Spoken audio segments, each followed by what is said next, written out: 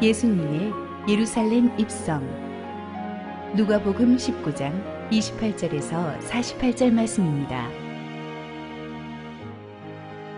예수께서 이 말씀을 하시고 예루살렘을 향하여 앞서서 가시더라. 감람원이라 불리는 산 쪽에 있는 벳바게와 베다니에 가까이 가셨을 때에 제자 중 둘을 보내시며 이르시되 너희는 맞은편 마을로 가라. 그리로 들어가면 아직 아무도 타보지 않은 나귀 새끼가 매여 있는 것을 보리니 풀어 끌고 오라. 만일 누가 너희에게 어찌하여 푸느냐 묻거든 말하기를 주가 쓰시겠다 하라 하시매 보내심을 받은 자들이 가서 그 말씀하신 대로 만난지라. 나귀 새끼를 풀 때에 그 임자들이 이르되 어찌하여 나귀 새끼를 푸느냐 대답하되 주께서 쓰시겠다 하고 그것을 예수께로 끌고 와서 자기들의 겉옷을 나귀 새끼 위에 걸쳐놓고 예수를 태우니 가실 때에 그들이 자기의 겉옷을 길에 펴더라.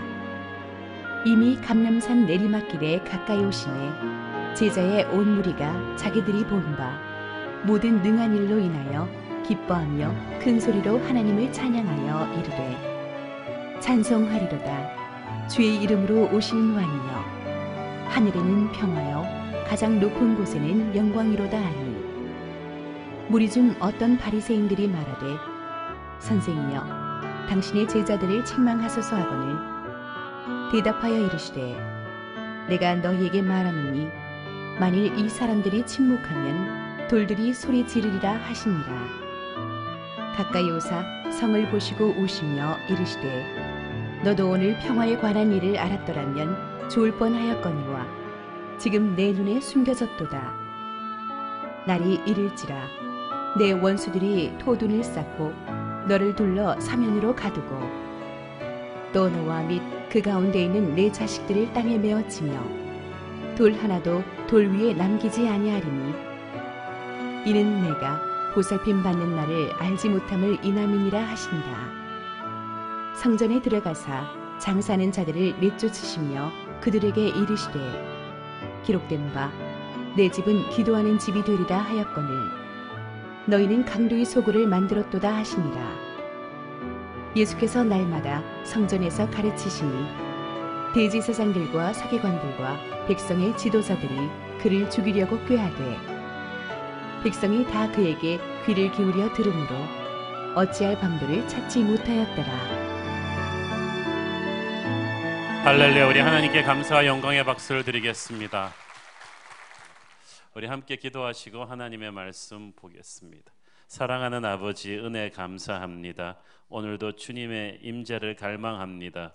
부족한 말씀의 전달자를 온전히 주님의 은혜 뒤에 숨기시고 오직 하나님의 말씀만을 선포하여 주시옵소서. 예수님 이름으로 기도했습니다. 아멘. 지난주 우리는 여리고성의 세리장 삭개오를 만나시고 그의 집에서 식사하시며 축복하신 예수님의 모습을 보았습니다. 그리고 바로 예루살렘으로 직행하셨습니다. 예루살렘과 여리고는 아주 지척에 있죠. 예수님이 예루살렘에 몇 번 오셨었지만 이번에는 분위기가 달랐습니다. 이제는 돌아가시지 못할 길입니다. 십자가에 못 박히시기 위해서 오시는 것이었습니다. 예루살렘으로 돌아가시기 전에 예수님께서 잠깐 준비를 하나 하십니다. 29절부터 32절까지 읽겠습니다. 감람원이라 불리는 산 쪽에 있는 벳바게와 베다니에 가까이 가셨을 때에 제자 중 둘을 보내시며 이르시되 너희는 맞은편 마을로 가라. 그리로 들어가면 아직 아무도 타보지 않은 나귀 새끼가 매여 있는 것을 보리니 풀어 끌고 오라.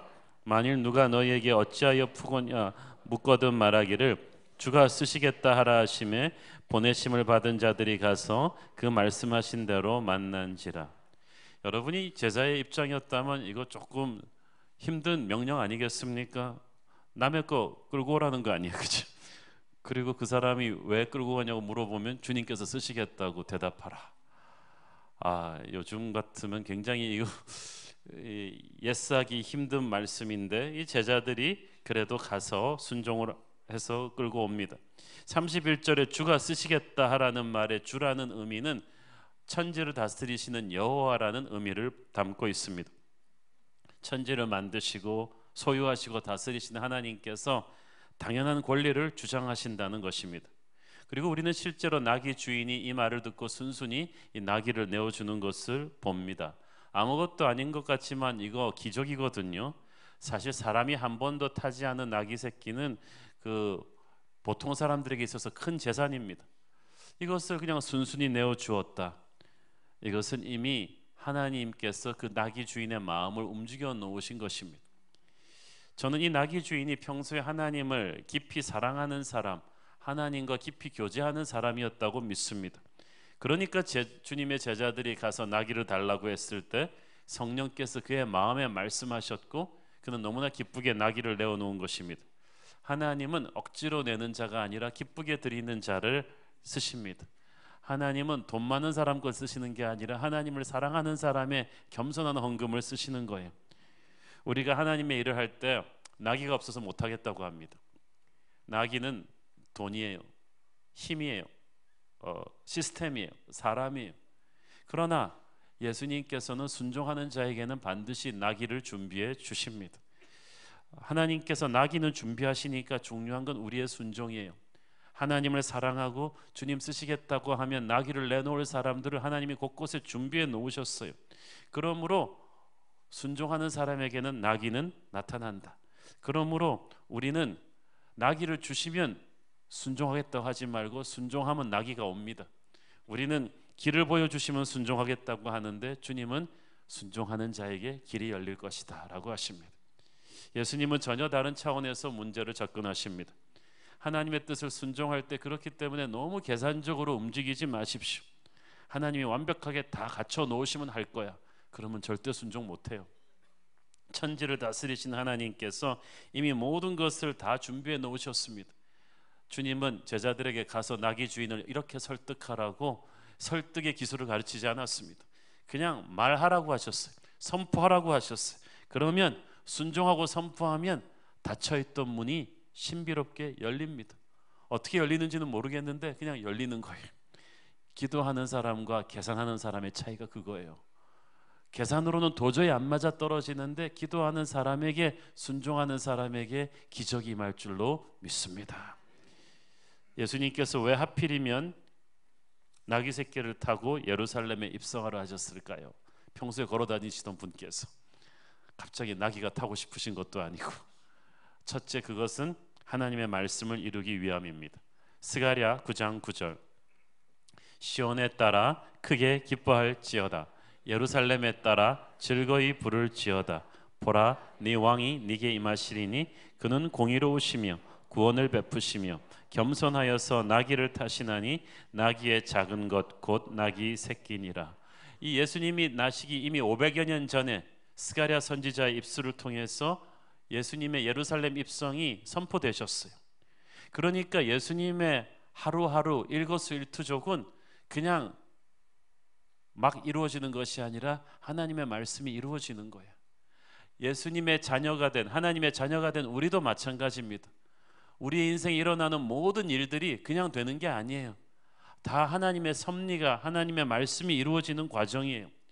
요한복음에 보면은 제자들은 나중에 가서야 이것이 구약의 말씀의 성취였다는 것을 깨닫게 되죠.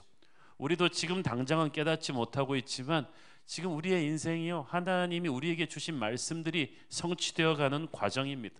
그러므로 우리가 부지런히 말씀을 듣고 읽고 묵상하며 이런 예배 시간에 성령께서 감동을 주시면 마음으로부터 아멘으로 받는 게 중요해요. 아멘은 그렇게 되기를 바랍니다, 믿습니다라고 하나님과 동의하는 거예요. 여러분이 마음으로부터 아멘으로 받아들인 말씀은 한 톨도 땅에 떨어지지 않고 하늘나라의 기록이 되고 여러분 안에 쌓여서 반드시 이루어지게 될 것입니다. 그래서 부모 세대의 말씀을 받고 선포한 사람들은 이 믿음의 가문이 그런 거예요. 그 다음 세대에 가면 이 자녀들이 자기들이 기도하지 않은, 노력하지 않은 것 이상의 축복을 많이 받게 되는 것입니다. 하나님의 말씀이 예수님처럼 여러분의 삶 속에서 날마다 이루어지기를 축원합니다. 둘째, 어린 나귀를 타는 것은 예수님의 겸손입니다. 세상의 왕들은 크고 웅장한 체격에 아라비아의 백마와 흑마를 탑니다. 그러나 어린 나귀는 그렇게 거대한 말처럼 빨리 달릴 수도 없는, 무장을 갖출 수도 없는 그런 연약한 나귀입니다. 그 나귀에게서 세상의 힘과 권세와 오만을 찾아볼 수 없습니다. 이것은 우리에게 무엇을 보여줍니까? 사람들은 다 자기가 어디 가든지 어느 정도 수준은 대접을 받아야 된다고 생각합니다. 자기 기대하는 것 이상의 대접을 받지 못했을 때 어떻게 나한테 이럴 수 있나? 그러면서 속이 상하고 화가 납니다. 교만한 사람이 그렇고 열등감이 심한 사람이 그렇습니다.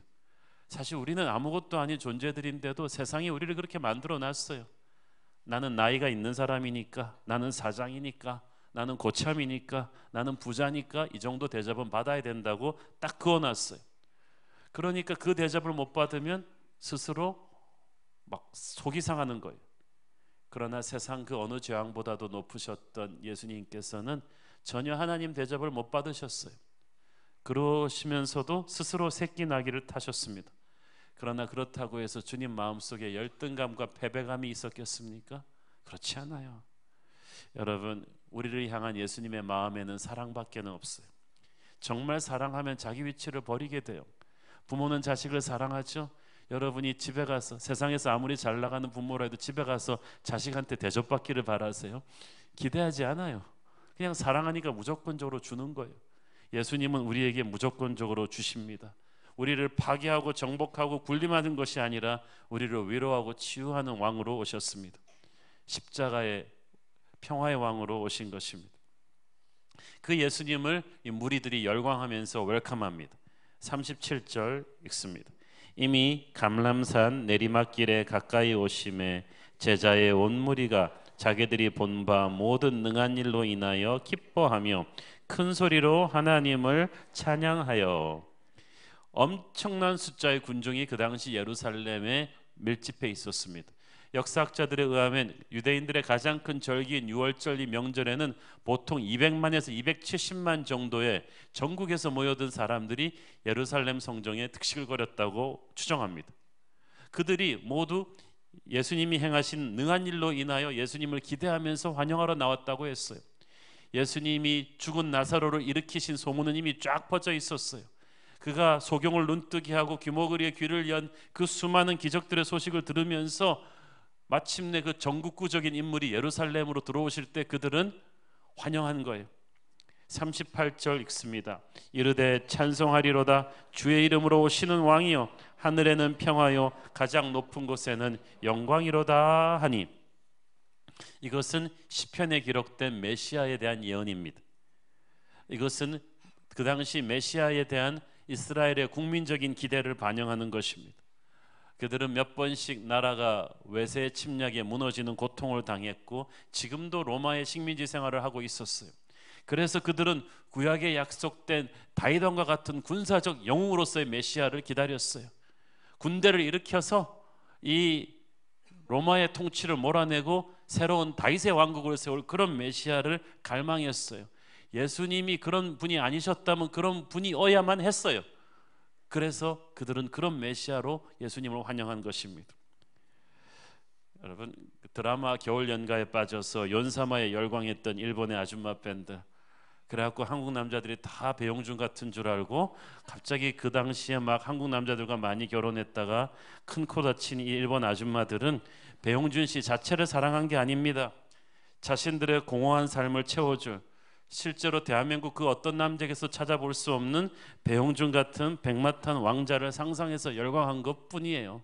실제 배용준은 또 그렇지도 않아요. 근데 예수님의 예루살렘 입성에 열광하는 이스라엘 백성들이 그랬어요. 실제 예수님과는 전혀 상관이 없는 그들의 입맛에 맞는 그들의 필요를 채워줄 메시아를 부르면서 열광한 거예요. 마태복음에 보면 그들은 호산나를 부르면서 환영했다고 했습니다. 호산나는 Save us now, 지금 우리를 구원하소서란 뜻입니다. 마음이 급해요. 지금 구원해 줘야 돼요. 그리고 여기서 그들이 원하는 구원은 정치적인 구원이에요. 로마의 압제로부터 정치적으로 해방되는 거예요. 우리가 지금도 그런 식으로 기도해요. Save us now, 지금 개입해 주세요. 내 방법대로 개입해 주세요. 우리 생각대로 하나님이 좀 힘을 좀 써주세요. 나를 괴롭게 하는 자들 빨리빨리 망하게 하시고 돈줄이 좀 열리게 하시고 우리 애가 수능 성적이 좀 안 좋게 나왔지만 좀 무리해서라도 좋은 대학에 넣어주시고 이렇게 하나님이 좀 움직여 달라는 거예요. 그리고 하나님이 그렇게 움직여 주시지 않으면 시험에 들어요. 그러나 예수님은 왕으로 오시지만 우리의 입맛대로 맞추어서 오시지 않아요. 예수님은 사람들이 부르시는 왕에 대한 함성에 흥분하지 않으세요. 그는 사람들이 기대하는 것처럼 권세자로 오시는 것이 아니라 성경이 예언한 대로 겸손한 종으로 오십니다. 그는 전쟁의 하나님이 아니라 평화의 하나님으로 오십니다. 다스리는 군주로 오시는 것이 아니라 겸손한 종의 모습으로 오십니다. 예수님은 사람들의 시끄러운 외침에 개의치 않고 성경이 예언한 것을 조용히 이루어 주십니다. 예수님은 지금 십자가로 가고 계십니다. 예수님이 십자가로 가셔야 부활의 주님으로 돌아오실 수가 있어요. 그 하나님의 위대한 순서를 자기 욕심에 사로잡힌 사람들은 미처 깨닫지를 못하고 받아들일 수가 없어요. 여러분 조급해하지 마십시오. 하나님은 여러분을 사랑하십니다. 여러분을 사랑하시고 여러분의 삶을 만지시고 축복하실 거예요. 그러나 하나님의 계획대로 하실 거예요. 급할수록 마음을 가라앉히십시오. 어려울 때일수록 잠잠히 하나님을 바라보십시오. 내가 원하는 하나님이 아니라 하나님 자체로서의 하나님의 임재를 기다리십시오. 자, 잘못된 예배를 드리는 첫 번째 유형은 자기 입맛에 맞는 하나님께 열광하는 거죠. 두 번째 유형이 있습니다. 39절 읽습니다. 무리 중 어떤 바리새인들이 말하되 선생이여 당신의 제자들을 책망하소서 하거늘. 바리새인들은 그 군중들이 예수님께 열광하는 것 자체가 막 화가 난 거예요. 그래서 예수님한테 제자들 좀 책망하라는 거예요. 바리새인들 생각에 예수님이 제자들 시켜서 이 오빠 부대를 동원했다고 생각한 거예요. 선동했다고 생각한 거예요. 꼭 자기들 수준에 꼭 맞게 예수님을 보는 거예요. 여러분, 예수님을 여러분 수준으로 보지 마세요. 영혼이 건강하지 못한 사람들은 예배할 때 이렇게 화를 냅니다. 아벨의 예배를 보면서 가인이 화를 냈듯이, 옥합을 깨는 여인을 보면서 가룟 유다가 화를 냈듯이, 영혼이 건강하지 못한 사람은 예배 때 화가 많습니다. 분노가 많아요. 여러분들 지금 예배 드릴 때 가슴에 분노가 없기를 바랍니다. 영혼이 병들어 있으니까 하나님을 하나님으로 알아보지도 못하고 하나님을 경배하는 사람들한테 막 신경질이 납니다. 예수님께서 말씀하십니다. 40절 대답하여 이르시되 내가 너희에게 말하노니 만일 이 사람들이 침묵하면 돌들이 소리 지르리라 하시니라. 사람들이 예수님을 찬양하는 것은 그 누구도 막을 수 없는 일이고 막아서도 안 되는 일이었습니다. 예수님께서는 물론 사람들이 메시아에 대해 잘못된 개념을 갖고 있는 건 경계하셨습니다. 그러나 사람들이 그의 메시아 되심을 찬양하고 기뻐하는 것을 마땅히 여기셨어요. 그것은 주님이 인기를 탐해서는 아니었습니다. 예수님이 찬양받기에 합당하신 하나님이셨기 때문입니다. 잘 모르고 부른 찬양도 찬양이거든요. 그들이 아직 예수님의 그들이 원하는 정치적인 메시아로서가 아니라 그들의 영혼을 구원할 주님으로 오시는 걸 모르고 있었지만 그래도 그 입에서 나온 찬양은 주님이 받기에 합당하신 것입니다. 자, 예수님께서 이제 들어오셔서 높은 곳으로 가셔서 예루살렘 성을 내려보셨습니다. 41절 시작. 가까이 오사 성을 보시고 우시며. 자, 영어 성경에 보니까 He wept over it. 눈물을 철철 흘렸다고 되어 있어요. 그냥 운 게 아닙니다. 제자들이 깜짝 놀랐어요. 자기들은 촌놈들이기 때문에 이 예루살렘 같은 큰 도시 오면 막 가슴이 벌떡벌떡 뛰는데, 게다가 방금 수많은 오빠 부대들이 예수님을 다 환영하고 있는데 하늘을 날 것 같은 기분인데 예수님은 이 예루살렘을 내려다보면서 우시는 거예요. 왜냐하면 주님은 영의 눈으로 보시기 때문에 우리가 보지 못하는 걸 보세요. 우리도 성령 충만해지면 겉보기로 보지 않고 영의 눈으로 본질을 보게 됩니다. 42절 44절 읽습니다. 이르시되 너도 오늘 평화에 관한 일을 알았더라면 좋을 뻔하였거니와 지금 내 눈에 숨겨졌도다. 날이 이를지라 내 원수들이 토둔을 쌓고 너를 둘러 사면으로 가두고 또 너와 및 그 가운데 있는 네 자식들을 땅에 메어 치며 돌 하나도 돌 위에 남기지 아니하리니 이는 네가 보살핌 받는 날을 알지 못함을 인함이니라. 자, 보세요. 예수님의 이 예루살렘의 운명에 대한 예언은 예수님이 돌아가시고 한 세대 40년도 되지 않아서 정확하게 이루어졌습니다. AD 90년에 유대인들이 사방에서 반란을 일으키니까 로마의 황제는 이 반란 근성이 가득한 유대인들을 단단히 본보기를 삼아야겠다. 그래서 반란을 진압하는 것보다 훨씬 많은 로마군을 보냅니다. 그래서 로마군이 예루살렘을 포위한 다음에 힘으로 정복하지 않고 일부러 성이 안이 굶어 죽기를 기다립니다. 2년 동안 기다립니다. 그 끔찍한 포위된 상황에서 예루살렘 성한 사람들은 굶주림에 지쳐 자기 자식을 잡아먹는 일까지 벌이고 전염병과 폭동에 시달렸습니다. 마침내 예루살렘이 무너졌을 때 이미 100만에 가까운 사람들이 죽어 있었고 10만에 가까운 사람들이 포로가 되었습니다. 그 10만의 유대인 포로는 로마로 끌려가서 우리가 지금 관광하고 있는 로마의 콜로세움 공사에 동원됐습니다. 7년이 걸려서 콜로세움이 완공된 그날 전부 다 처형당합니다. 돌 하나도 그 자리에 있지 못할 거라 그랬죠. 로마군들 사이에 유대인들은 돌과 돌 사이에 황금을 숨겨놓았다는 소문이 퍼져서 로마 군인들은 진짜로 성전의 돌 하나씩 뜯어내면서 성전을 파괴했습니다. 역사학자 요세포스는 이 끔찍한 예루살렘 함락을 기술하면서 이때 유대인들이 겪은 참상은 창세 이후 모든 사람들이 겪은 불행보다 더 끔찍했다고 기록합니다. 이 평화로운 도시 예루살렘이 단 한 세대 만에 그렇게 될 줄을 누가 알았겠습니까? 44절 끝부분을 보십시오.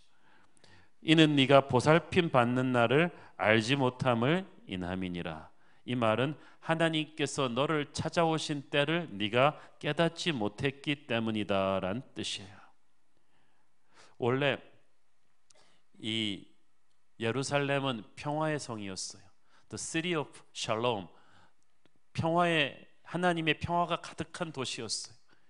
이것은 그냥 단순히 전쟁이 없는 도시란 뜻이 아니라 하나님과 화목했기 때문에 하나님이 그 도시를 지켜줘서 평안하다는 뜻이에요. 그런데 그 백성들이 하나님의 말씀을 떠나니까 하나님의 샬롬이 평화가 없어진 거예요. 그들은 그러놓고도 그걸 잘 깨닫지를 못해요. 하나님께서 너를 찾아오신 때란 하나님께서 선지자들을 통해서 수없이 많이 말씀하신 때예요. 여러분 알고 계십니까? 여러분에게 하나님의 말씀이 선포되는 때는 하나님이 여러분을 찾아오시는 때입니다. 그러면 그 말씀 앞에 여러분이 무릎 꿇고 받아들이면 하나님의 임재를 받아들인 거예요. 그러면 죄에서 돌아서고 그러면은 죽지 않아도 돼요. 그러나 그들은 수없이 하나님이 찾아오시는 때를 선지자들은 무시했고 마지막 예수님까지도 무시했어요. 그러니까 깨닫지 못한 거예요. 그러니까 멸망으로 가는 것을 막을 수가 없었어요. 예수님은 항상 우리에게 말씀하고 계십니다. 우리에게 회개하라고 말씀하고 계십니다. 그것을 듣고 돌아서면 되는데 우리는 마음이 완악해서 그 음성을 듣지 못해요. 자기 중심적 종교적인 열정에 사로잡혀 자기가 하나님 잘 믿고 있다고 생각해요. 그러면 심판을 피할 수가 없습니다. 예수님은 자신을 위해서 울지 않았습니다. 예루살렘과 그 백성들을 위해서 우셨습니다. 우리 주님께서는 이제 십자가를 지게 됩니다. 그러나 그 십자가 사랑의 의미를 그들이 깨닫지 못한다면 십자가의 보혈은 그들이 아닌 이방인들을 위해서 사용될 것입니다. 그 성이 지금의 즐거움에 쌓여 있을 때 예수님은 울고 계셨어요. 우리는 겉으로 드러난 오늘의 현상이 좋으면요 다가올 미래의 끔찍함을 잘 깨닫지를 못해요. 1차 세계대전이 일어나기 전에 세계 경제는 피크에 가 있었어요. 인류의 그 자기 기술과 과학과 이런 거에 대한 자신감은 극단에 가 있었어요. 우리는 이제 전쟁이 없는 세상을 만들었다고 생각했어요. 그리고 10년도 못해서 1차 대전이 터진 거예요. 인류 역사상 그 유래를 찾아볼 수 없는 1차 대전, 2차 대전이 가장 문명국들에 의해서 가장 끔찍한 방법으로 저질러졌습니다. 인간은 한치 앞을 보지 못합니다. 예수님은 그 영적인 본질을 꿰뚫어 보지 못하고 지금의 쾌락에 취해 있는 그들을 향해서 울고 계셨습니다. 이 본문은 오늘날 우리에게 주는 메시지가 큽니다. 우리 주님은 우리에게 소망을 주시고 비전을 주시고 미래를 주시는 분이지만 그것은 예수님을 제대로 만났을 때 얘기입니다. 예수님을 예수님으로 제대로 인식하지 못한 영적으로 무지한 사람들에게는 미래가 없어요. 그 당시 예루살렘 사람들이 성경 말씀도 알았어요. 시편의 메시아 말씀을 인용할 정도로 똑똑했어요. 종교적인 관습도 있었어요. 예배도 드릴 줄 알았어요. 그러나 단순히 종교적인 열심을 가졌다고 되는 게 아니에요. 십자가의 예수님을 제대로 알아야 되는 거예요. 그런데 그들은 자신의 상황이 힘드니까 자신들의 입맛에 만든 하나님을 해석했어요. 자신들을 해방시켜줄 정치적인 메시아를 원했어요. 광야 생활에서 이 아론이 금송아지를 만든 다음에 이스라엘 사람들이 거기에 절했을 때 그 금송아지를 뭐라고 불렀어요? 여호와라고 불렀어요. 오늘도 우리는 교회라는 이름으로 모여서 우리가 만든 금송아지를, 탐욕의 금송아지를 여호와라고 부르고 있는지도 몰라요. 우리가 만든 그 우상은 우리를 세상에서 성공시켜줄 잘못된 구세주예요. 자기 인생에 문제가 급하니까 그 급한 불을 꺼줄 사람으로 그들은 예수님을 환영했습니다. 십자가의 의미를 깨닫고 그런 게 아니에요. 예수님 앞에 진심으로 엎드려 회개하고 경배한 게 아니에요. 자기가 만든 신에게 드리는 예배는 예배가 아닌 것입니다. 인류의 죄를 대속하기 위해서 십자가에 돌아가신 예수님의 사랑을 우리는 제대로 이해해야 되는 것입니다. 그래서 교회는 예수님을 이용한 성공주의가 아니라 십자가 복음을 제대로 가르쳐야 되는 거예요. 십자가에서 우리가 제대로 죽어야 부활의 기쁨이 있는 것입니다. 찬송을 부르며 열광하는 군중들의 모습에서 주님은 흥분하지 않으셨듯이 주님은 오늘도 우리의 종교적인 쇼에는 흥분하지 않으세요. 교회의 시설과 사람에 흥분하는 것이 아닙니다. 마음을 꿰뚫어 보시는 주님께서 오늘 저와 여러분의 마음의 본질을 꿰뚫어 보고 계십니다. 과연 너는 예수의 보혈로 씻기어 있는가? 자신의 죄를 정직하게 인정하고 하나님 앞에 새롭게 됨을 받았는가? 그때 비로소 우리는 살아계신 하나님을 제대로 체험하게 되는 것입니다. 진정한 하늘의 기쁨과 부흥과 성령의 기름 부으심은 그때부터 주어지는 거죠. 영적으로 무지한 사람들의 종교적인 열정은 정말 못 믿을 것입니다. 지금 호산나를 열광하는 이 군중이 며칠 만에 바나바 대신 예수님을 십자가에 못 박으라고 광분하는 그런 폭도들이 됩니다. 우리는 하나님을 그런 식으로 잘못된 종교적인 열정의 오빠 부대로 환영해서는 안 돼요. 괜히 남들이 한다고 따라서 흥분할 일이 아닙니다. 천국마차에 타셔야 될 분이 왜 그렇게 초라한 나귀 새끼에 타고 들어오셔야 됐는지를 우리는 깊이 생각해야만 합니다. 자신을 제대로 알아주지도 않을 인류를 위해서 십자가에 못 박혀 죽으러 오시는 그분의 사랑을 생각해야만 합니다. 그 사랑의 주님 앞에 우리가 엎드려 꿇어 경배할 때 매 크리스마스마다 말구 위에 누워있는 저 어린 예수가 바로 십자가에 못 박히셔서 우리의 죄를 해결하실 분이라는 것을 제대로 알 때 우리는 비로소 진정한 찬양과 경배를 드리는 것입니다. 억압하고 정복하는 정치적인 군주가 아닌 섬기고 희생하는 평화의 왕으로 우리 주님은 오셨습니다. 사람들이 탐욕의 도구가 되는 그런 메시아가 아니라 바로 우리가 진정 필요로 하는 우리의 영혼을 살리실 구세주가 오시는 것입니다. 인간은 모두 무엇인가를 왕으로 삼고 삽니다. 돈과 명예와 권력과 그런 것들을 왕으로 삼으면 재앙입니다. 여러분은 예수님을 제대로 알고 진정한 인생의 왕으로 모시게 되기를 축원합니다. 가식된 흥분이 아닌 진정한 겸손과 회개의 마음으로 그분 앞에 엎드릴 때 우리 주님은 우리를 다스리시는 것입니다.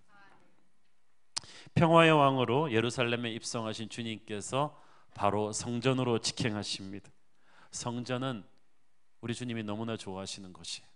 아기 예수 때도 거기 가셨고 부모님들이 데리고 가셨고 청소년 때도 부모와 헤어져서 그 성전에서 말씀 공부를 할 정도로 성전을 좋아하셨고 우리 주님의 사역은 항상 성전을 중심으로 이루어지셨어요. 성전은 하나님의 임재의 상징이거든요. 우리 주님은 그래서 이 교회의 머리가 되셨습니다.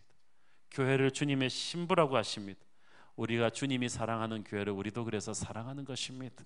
우리 주님을 사랑하기 때문에 주님을 고백하는 모든 하나님의 자녀들이 교회의 구성원이 된 거예요.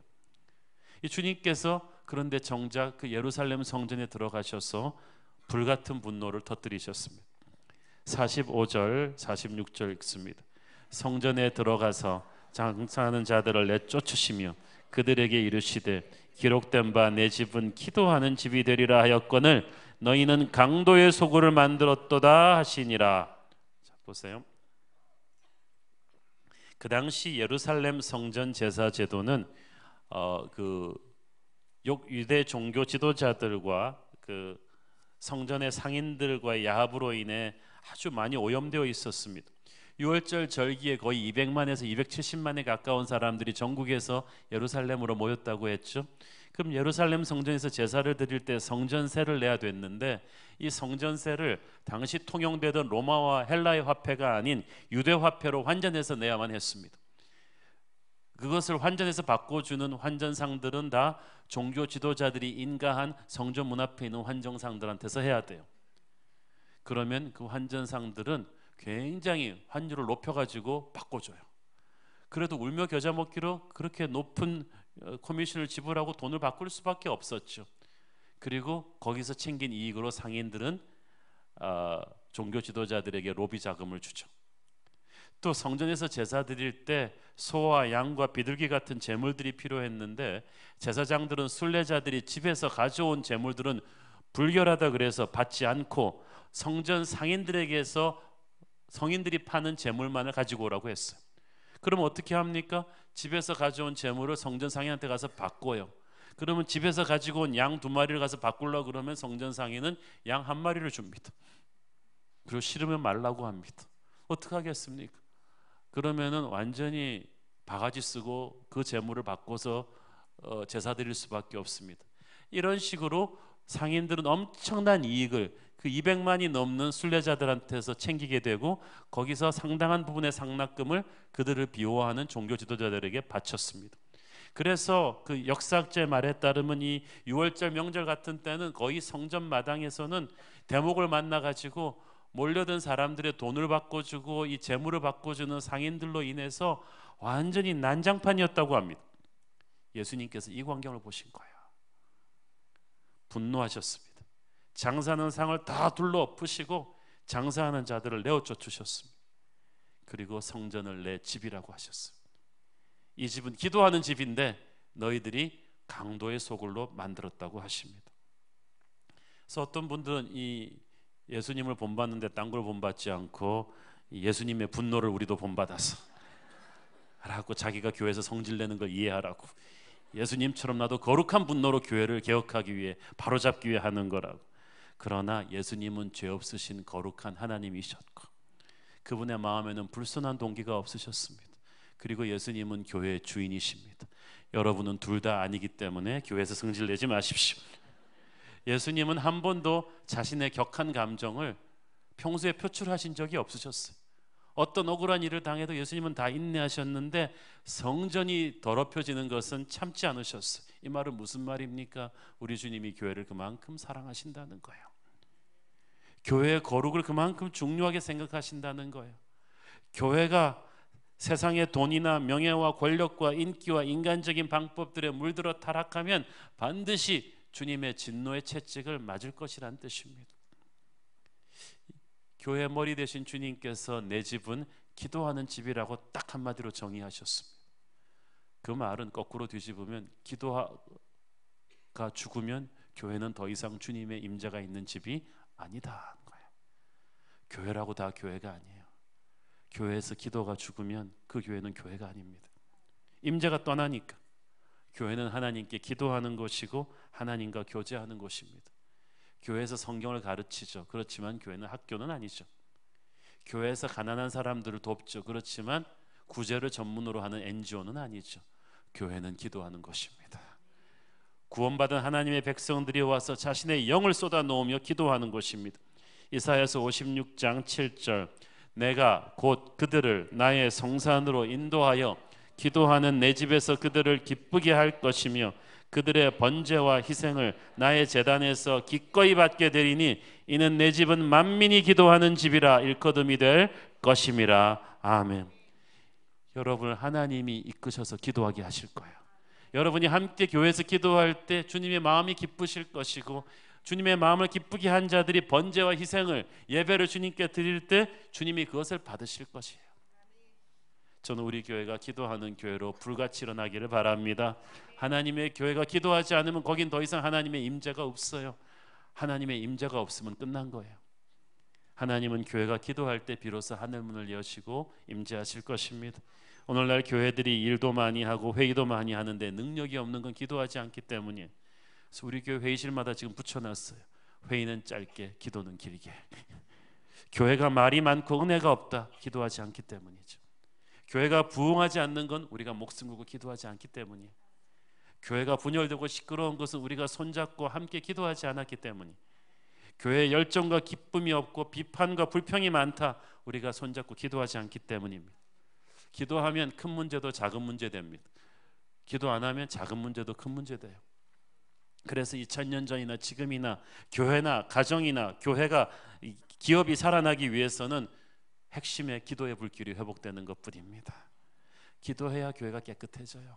기도해야 거룩해져요. 그래야 마귀가 떠나요. 그래야 예수의 보혈이 떴고, 그래야 하나님의 임재로 충만해지고, 그렇게 먼저 그 나라와 그 의를 구하면 다른 모든 것을 여러분에게 더하실 것입니다. 그러니까 교회가 좀 실수가 많고 그래도 괜찮아요.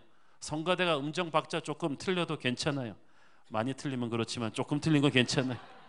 하나님이 원하시는 것은 이 성도들이 모두 한 마음으로 사랑하며 기도하는 것입니다. 가슴을 치면서 주여 나는 죄인입니다라고 기도하는 한 영혼 한 영혼의 그 회개 소리가, 그 눈물의 기도를 주님이 기뻐 받으시는 거예요. 그 기도 소리가 쌓이면 주님께서 마음이 기뻐하시며 영적인 적조를 걷어버리십니다. 그러면 하늘의 은혜가 충만하게 폭포수처럼 그 교회로 기도하는 예배자들에게 쏟아지게 될 것입니다. 내년 1월에 있을 우리 40일 특별 새벽기도 동안에 개벽기도 재단을 40일 완주하는 모든 사람들에게 하나님의 엄청난 은혜와 혈이 뚫리는 그런 영광과 기적이 임할 줄로 믿습니다. 47절을 보니까 예수님께서는 또 날마다 성전에서 가르치셨다고 했어요. 교회를 교회되게 하는 원투펀치는 기도와 말씀이에요. 교회는 끊임없이 예수님의 말씀이 흘러나오는 곳이에요. 그럼 예수님께서 가르치시니까 옆에서 막 대제사장들과 서기관들과 지도자들이 예수님을 죽이려고 막 모의합니다. 한쪽에서는 기도하고 말씀이 살아있는데 한쪽에서는 마귀의 세력들이 설쳐요. 그래도 상관없어요. 교회를 교회되게 하는 것은 기도와 말씀의 열기를 회복하는 것입니다. 한국 교회가 다들 어렵다고 아우성들이 있는데 왜 주님이 주신 이 문제의 본질을 붙잡지 않는지 모르겠어요. 우리가 뭔가 잘못되어 있다면 비본질적인 것들에 너무 집중했기 때문이거든요. 싹 걷어버리고 기도와 말씀을 회복하는 것입니다. 저는 우리가 총력을 기울여서 기도와 말씀의 교회로 다시 한번 본질에 집중하는 교회로 거듭날 때 우리가 정말 주님 기뻐하시는 사도행전적 교회 될 줄로 믿습니다. 기도하겠습니다. 오 주님 감사합니다. 주님, 살아계신 주님을 우리가 제대로 인식하게 하여 주시고 기도와 말씀이 뜨겁게 살아있는 그런 교회로 세워지게 하여 주옵소서. 주님, 성령님 오시옵소서. 예수님의 이름으로 기도했습니다. 아멘.